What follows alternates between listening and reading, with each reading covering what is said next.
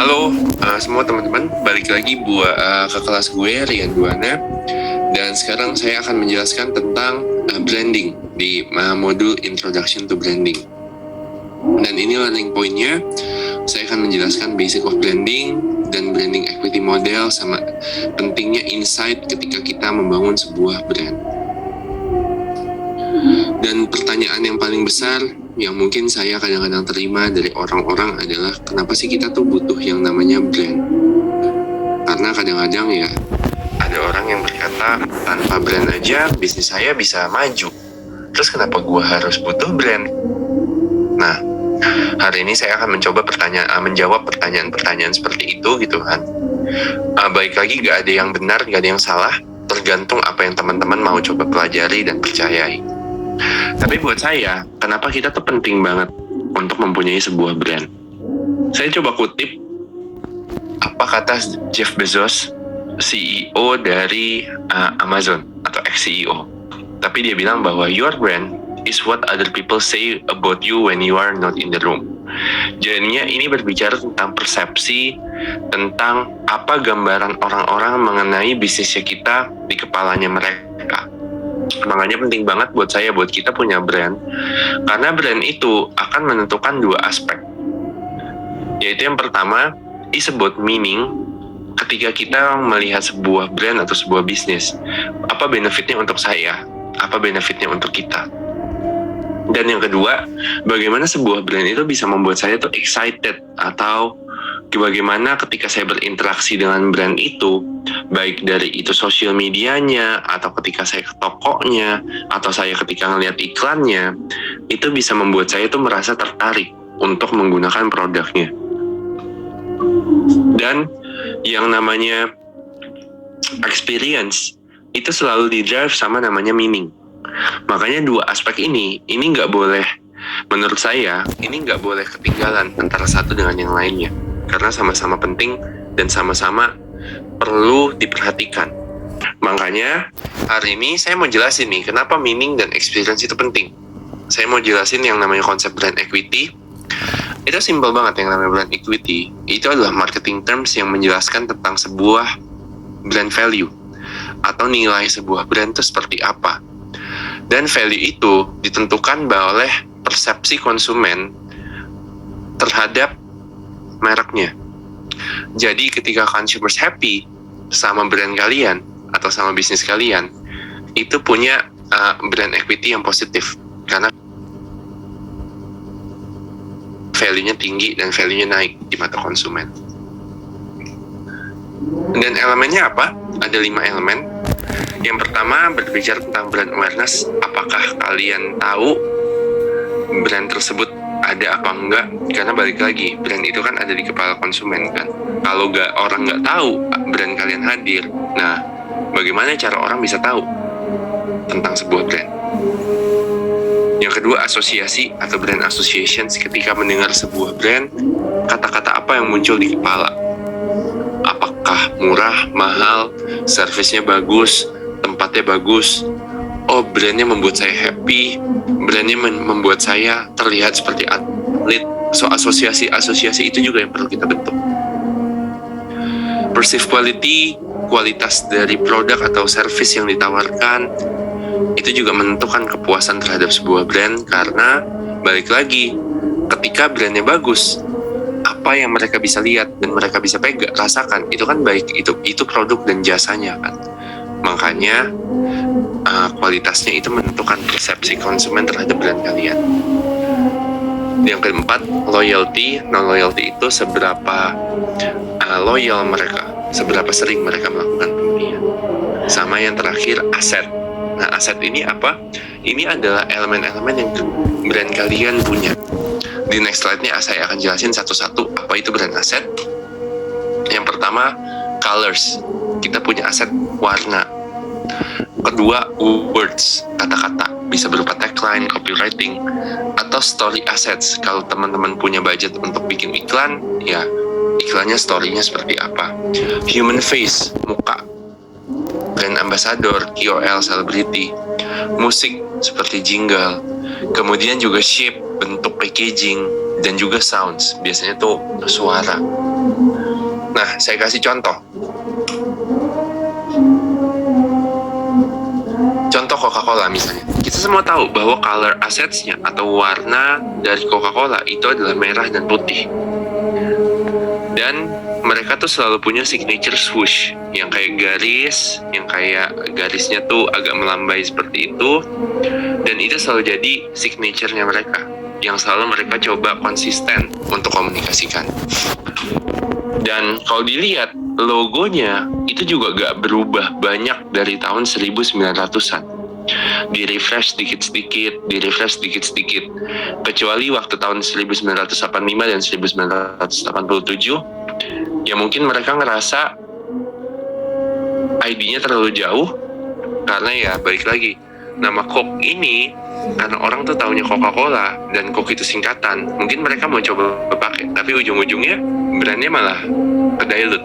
Maka dari itu dibalikin lagi logonya Coca-Cola. Dan lihat deh, semua fontnya itu tuh selalu sama. Makanya bahkan kalau teman-teman saya nggak perlu kasih logonya di sini, begitu lihat swooshnya atau kayak si lambaian garis putihnya ini yang secara konsisten untuk dikomunikasikan, teman-teman langsung bisa lihat bahwa itu yang namanya Coca-Cola.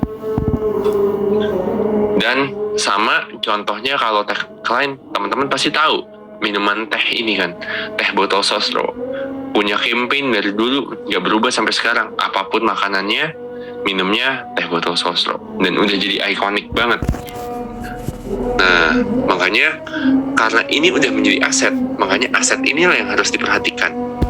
Sekarang kita bisa membuat sebuah brand tuh bisa bertumbuh, membuat sebuah brand itu tuh bisa besar. Elemen-elemen apa yang harus kita perhatikan? Nah, ada satu teori dari Profesor Byron Sharp yang berbicara tentang bagaimana sebuah brand tuh bisa membantu sebuah bisnis bertumbuh. Ada dua aspek yang harus diperhatikan. Pertama, physical availability adalah ketersediaan produk ketika dia itu mau berjualan atau reach consumers-nya. Itu yang dibilang namanya physical availability. Dan yang namanya mental availability adalah sebuah brand itu bisa diingat dengan jelas dan dengan baik di kepala konsumen. Nah, jadinya untuk kita bisa ngetes yang namanya physical dan mental availability, saya punya tes yang namanya supermarket test. Jadinya bayangin gini, kita lagi lari pagi misalnya, dan tiba-tiba kita aus dan kita masuk ke supermarket dan saya mau minum teh botol. Nah, ketika saya buka kulkas, chillernya ada teh botol di situ. Itu yang namanya physical availability. Yang namanya mental availability adalah ketika saya buka chillernya, ada 20 brand teh A, teh B, teh C, teh D. Tapi yang ada di kepala saya itu adalah teh botol sosro. Makanya ketika saya kepikiran, langsung saya ambil brandnya. Nah, itu yang kita bilang physical dan mental availability. Dan itu yang saya bilang supermarket test. Nah, bayangin brand kamu seperti itu aja. Bisa gak konsumen nge-reach kamu? Bisa gak ingat brand kamu ketika mereka pengen melakukan pembelian? Nah, itu adalah kunci dari pertumbuhan sebuah brand. Brand seperti itu, karena yang namanya mental availability itu dibangun di kepala konsumen, brand kita itu harus punya yang namanya love marks. Contohnya, di chart ini, brand itu harus ada dua elemennya. Harus bisa di-respect dan bisa di-love. Kalau brand di low respect, low love, itu yang kita bilang namanya commodity. Jadinya nggak ada mereknya juga nggak apa-apa. Ujung-ujungnya harga yang bermain. Respect-nya rendah, love-nya tinggi, itu tuh biasa tuh brand yang kayak naik daun. Nah, contohnya itu kayak misalnya makanan-makanan di TikTok tuh, yang kayak hari ini gitu kan ya, tiba-tiba kayak ngetrend sebulan, tiba-tiba hilang. Love-nya tinggi, tapi orang masih belum tahu respect itu seperti apa. Tapi ya, meskipun respect-nya tinggi, love-nya rendah, itu yang kita bilang brandnya tuh cuma tempelan doang, karena nggak ada connections-nya. Nah, brand yang bagus adalah kita bisa percaya sama produknya dan kita punya bonding secara emotions ke brand itu, sehingga brand itu lebih mudah untuk diingat. Makanya contohnya kalau misalnya kayak ada 2 sepatu kiri dan sepatu kanan, saya yakin pasti teman-teman lebih pilih yang sepatu yang kiri. Kenapa? Karena meskipun nggak ada mereknya, teman-teman ngelihat 3 stripes-nya itu tahu itu brand apa. Dan begitu teman-teman lihat, udah langsung tahu kualitasnya seperti apa, yang pakai itu siapa. Dan itu juga dibantu dengan campaign-campaign keren seperti ini. Brandingnya dibangun dengan baik, dan brandingnya dibangun secara konsisten juga. Kira-kira gitu tentang brand, dan makanya sekarang saya mau jelasin tentang yang namanya brand positioning yang akan saya jelaskan di 3 materi berikutnya. Hanya khusus untuk membahas tentang ini. Karena ini penting banget untuk kita tahu nih. Simple, elemen pertama yang harus kita isi, itu tuh namanya to. Siapa target consumers kita, siapa target audience kita. Makanya penting banget kan, untuk kita tuh bisa kayak ngerti siapa yang kita target. Kemudian kategorinya apa, di mana kita bermain, ini tergantung kesiapan company-nya kita. Kalau teman-teman ingat materi sebelumnya, di forces yang tadi, company kita mesti lihat kesiapan, keunikannya kita. Dan yang ketiga, benefit. Apa sih fungsi sebenarnya yang coba ditawarkan ke gua? Gitu. Dan yang keempat, support point. Apa yang mereka bisa lihat, apa yang mereka bisa pegang. Yang nanti akan dijelaskan di materi-materi berikutnya. Adalah pentingnya emotion dan insight ketika kita membangun sebuah brand. Karena yang namanya emotions, berdasarkan studi dari Procter & Gamble, itu tuh 8 kali lebih kencang orang bisa ingat sama brand kita ketika apapun yang kita bangun. Itu tuh punya emotions, punya emosi. Makanya kalau mau punya mental availability, emotional appeal tuh penting banget. Emosi itu selalu di-drive sama yang namanya insight. Dan apa itu insight? Insight itu adalah pengertian atau alasan kenapa orang tuh melakukan sesuatu. Sehingga kita tahu apa motivasinya. Dan motivasi itu biasa yang ngedrive sesuatu atau sebuah emosi. Saya kasih contoh. Nanti yang namanya insight itu tuh bukan sebuah business problems. Karena contohnya kan misalnya dalam kasus Airbnb, ya bisnis problemsnya orang kekurangan kamar hotel, makanya solusinya dikasih ya lu bisa ngerent ruangan. Tapi yang namanya insight itu selalu berbicara tentang emosi. Kayak gue sebel travel kayak turis, makanya Airbnb membuat sebuah positioning untuk brandnya, bicara tentang bisa travel kayak orang lokal, kayak kamu belong in that place. Jadi ini sebenarnya yang harus kita lihat, bahwa ketika membangun sebuah brand, insight itu penting banget. Dan insight itu selalu di-drive dari yang namanya fakta dan observasi. Jadinya nggak bisa kita tiba-tiba bangun tidur, langsung kita kepikiran, oh insight-nya ini. Tapi kita mesti punya sesuatu yang valid dulu, yang bisa kita pegang. Contohnya faktanya. Contoh fakta misalnya saya kasih tahu. Orang nge-post foto di sosial media untuk mendapatkan like. Nah kita observe, gitu kan, ternyata mereka tuh mau pamer loh makan siangnya apa. Insight-nya kenapa? Karena kita itu mencari like dari mungkin ya gebetan atau dari pacar. Tapi kita bisa tahu semua emosi atau semua hal itu ketika kita selalu bertanya kenapa, dan kenapa. Dan faktanya lagi, orang selalu bertanya gitu, seorang selalu kalau mengungkapkan rasa cinta dikasih bunga. Terus observasinya dikasih bunga, ya bunga mawar. Ternyata kalau kita lihat bunga mawar tuh mahal, jadinya ya biar yang dikasih bunganya itu ngerasa, oh gua tuh dihargain loh, dia tuh mapan loh secara emosi, secara finansial. Sehingga dia ngasih gua bunga dan gua happy. Nah semua itu tuh bisa kita dapatkan kalau kita tahu faktanya tuh apa. Bukan cuma insight-nya apa, tapi faktanya apa. Makanya nanti saya akan jelaskan apa sih role emotions dalam membangun sebuah brand positioning. Gitu. Balik lagi gitu kan ya. Cari faktanya, kita observe, baru kita bisa dapat insight-nya dengan baik. Dan makanya a good insight, lihat deh. Selalu ada tension-nya. Apa yang dilakukan, kadang-kadang motivasinya bisa beda. Seperti kayak mau ngepost foto di sosial media, dikirain mau dapat 1000 likes, ternyata cuma nyari 1 like, seperti itu. So it has a clear tensions.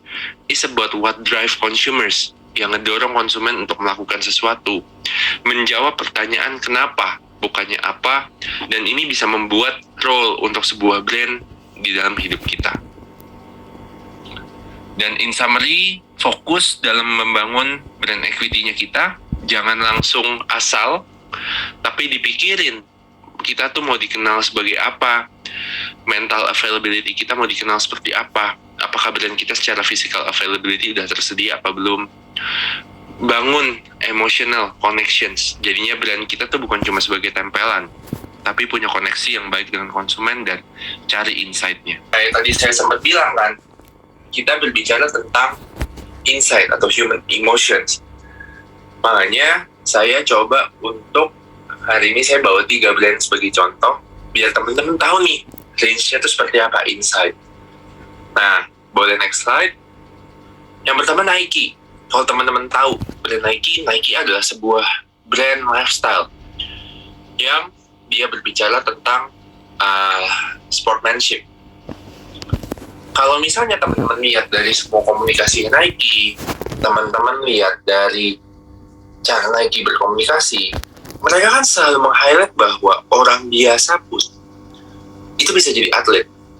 Orang biasa pun harus bisa mengeluarkan sisi kompetitifnya nih, sportsmanshipnya, sisi atletnya.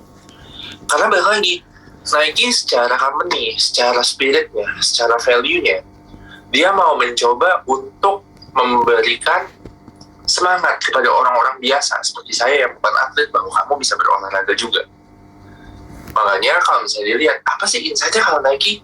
Bahwa olahraga atau sport itu tuh bukan cuma buat atlet, bukan cuma eksklusif untuk atlet, tapi untuk semua orang. Karena kalau kita punya tangan, punya kaki, punya kepala, berarti kita adalah seorang atlet. Nah, teman-teman lihat bagaimana cara Nike memportray brand positioning-nya kepada kita, bahwa dia bukan cuma bikin sepatu untuk atlet, tapi dia bikin sepatu untuk semua orang. Nah, itulah sebenarnya kenapa pentingnya sebuah emotions. Karena ya balik lagi, ketika kita bisa ketemu nih, apa sih sebenarnya yang bikin orang kayak, wah, gue ngerasa dihargain sama sebuah brand. Nah, itu yang jadi turning point-nya. Dan Nike dia meng-capture itu di setiap komunikasi. Dan itulah yang dia membedakan dia dengan Adidas. Itu. Semoga teman-teman lebih ngerti ya, gitu kan. Nah, untuk next slide-nya, contoh kedua, Dove. Nah, kalau dilihat, Dove ini cukup unik. Kenapa? Karena Dove ini, dari dulu, dia itu mengklaim bahwa dia itu sabun dengan moisturizer. Saya lupa kandungan moisturizer-nya berapa, mungkin sekitar 1/4 atau 25% gitu. Karena di tiap produk kandungannya berbeda-beda. Tapi balik lagi, Dove itu kalau secara brand, secara spirit, itu selalu berbicara tentang setiap wanita itu tuh cantik. Tapi yang namanya wanita itu selalu punya insecurity. Oh iya, pipi gue kok cabi ya, misalnya contohnya. Rambut gue kok keriting-keriting ya. Kok kayaknya tangan gue gak sepanjang teman gue ya, misalnya seperti itu. Dan itu yang justru membuat wanita itu kadang-kadang kelihatan gak percaya diri. Karena mereka selalu membandingkan dirinya dengan orang lain. Nah, emosi itulah yang di-capture sama Dove untuk komunikasinya. Karena balik lagi, setiap wanita itu punya insecurity dan mereka selalu meng-compare apa yang mereka punya dengan orang lain, selalu dibandingkan. Tapi secara fakta, bahwa setiap wanita itu cantiknya masing-masing. Kayak misalnya contohnya, ini kalau misalnya kita ngomong artis Indonesia, Dian Sastro sama Adinia Wilasti. Sama-sama cantik, tapi Dian Sastro cantiknya berbeda dengan Adinia Wilasti. Gak bisa dibandingin, karena Adinia Wilasti kalau dari segi postur dia lebih atletis, kemudian juga dia lebih tan kulitnya. Kalau Dian Sastro dia lebih anggun, beda ya gitu kan jadinya. Gak bisa dibandingin. Kayak ibaratnya kita ngebandingin kalau alat musik itu gitar sama bass atau gitar sama drum. Karena ya lagi semuanya punya karakteristik masing-masing. Nah, itu yang coba dikomunikasikan sama Dove secara terus-menerus. Ada campaign yang pernah berbicara tentang, oh, jangan membandingkan diri kamu dengan model yang ada di billboard. Karena balik lagi, yang di billboard itu udah diedit. Kamu tuh gak diedit apa-apa. Makanya jangan pernah insecure. Cintailah diri kamu sendiri. Nah itu brandnya Dove. Dengan message yang jelas, dengan insight yang jelas, akan sangat mudah buat Dove tuh masuk ke hati perempuan. Karena itu yang di-capture. Dan contoh ketiga, insight itu gak cuma berbicara tentang sebuah brand, tapi bahkan gitu, sebuah brand yang kayak Ramayana contohnya misalnya. Waktu dia bikin campaign terakhir, yang waktu lagi bulan Ramadan yang ada ibu-ibu keluar kepalanya dari rice cooker. Dia mengcapture sebuah insight yang simpel banget, yang gak harus yang kayak, apa ya bilangnya, kayak menggugah hati. Tapi sebuah kenyataan, bahwa waktu itu, kalau orang mudik pulang kampung, itu tuh bukan cuma ajang ketemu keluarga, tapi tunjukin bahwa, oh, kamu tuh juga sukses loh di ibu kota. Anak kamu kerja di ibu kota, pulang-pulang itu bisa sukses. Mau kerjanya apapun, oleh-oleh dari ibu kota dan lain sebagainya. Nah, tension itulah yang di-highlight. Makanya dia punya campaign yang keren lahir batin yang teman-teman bisa cek di YouTube. Dan itu, jadinya mereka meng-capture insight itu. Dan ujung-ujungnya tahu sendiri kan teman-teman seberapa hebohnya campaign-nya waktu itu.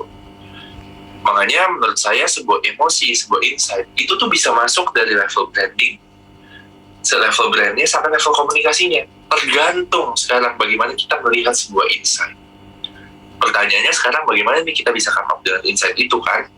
Nah nanti akan saya jelaskan lagi di beberapa materi berikutnya sehingga teman-teman tahu nih cara untuk come up dengan insight-nya gimana. Oke, terima kasih.